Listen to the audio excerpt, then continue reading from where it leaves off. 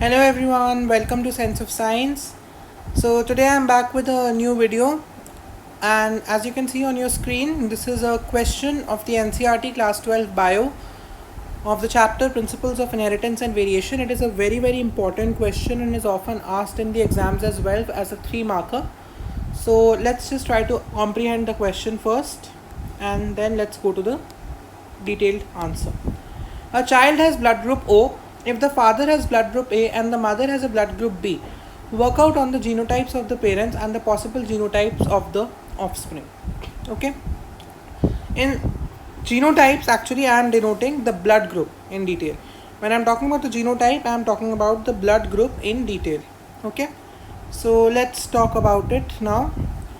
So if I have a father with a blood group A, this you should know, A and B are dominant blood groups, dominant traits, whereas the O is recessive. Okay. So if I have a father with blood group A, just a second, I'll just erase this particular part and then I will show you the remaining part. Okay. So if there is a father with blood group A, that means the father, if I am talking about the parents here, the blood group A means it is denoted by the allele I. Any blood group is denoted by allele I, and A is dominant, so A can be written as IA and IO. Okay, IA-IO is the possible genotype of A, or it can be an IA-IA, because A is dominant over O, so even if we have a IA-IO or we have a IA-IA, both will show a A blood group. So this is the case for the father, the genotypes. Now if we take a look at the mother has the B blood group. B is again dominant over O, so we can express B again as a heterozygous or a homozygous B. Homozygous B will be IB-IB. Okay, B and B will give you a B, of course, or it can also be an IB-IO. Why this? Because B is dominant over O, so even if O is present, the B only will be shown because B is dominant over O.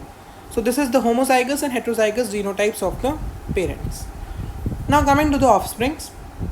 For offsprings, whenever we have A and B, we generally take this condition, the heterozygous condition of IA-IO and IB-IO, so that we can work out on all the possibilities of the blood groups. So let's talk about this. So suppose the parents have undergone the sexual reproduction. So this is the father with IA-IO, and he's gone under sexual reproduction with the mother, which is IB-IO. So let us now try to analyze the possibilities of the offspring. So using the crisscross method, this IA can be grouped with the IB, and this leads to the formation of IA-IB. You already know A and B are codominant blood groups, so IA-IB will give you a AB blood group. Okay. The second crisscross possible is this IA can group with the IO also, giving a possibility of IA-IO. Okay. And IA-IO, A is dominant over O, so as A is dominant over O, even if O is there, it will be a A blood group only. Now let us talk about the next possibility. This IO can be grouped with this IB as well, forming a IB-IO possibility, and B is dominant over O, so IB-IO will give you a B blood group. And the last possibility is this IO is joining with this IO to give you a IO-IO. Now, as O is a recessive trait will only express itself in a homozygous condition. So if both are O, then only the O blood group is possible, and you have a O blood group, which is given out in this case. In this case, the child has the O blood group. Okay, so this is the child. The other offsprings can have all the blood groups, A also, B also, and AB also, and O also. The only crux you have to remember for this question is that A and B are dominant blood groups, whereas O is recessive. So the dominants will express themselves in the presence of recessive also in both homozygous and heterozygous condition, whereas a recessive O blood group will only be possible in the absence of a dominant blood group.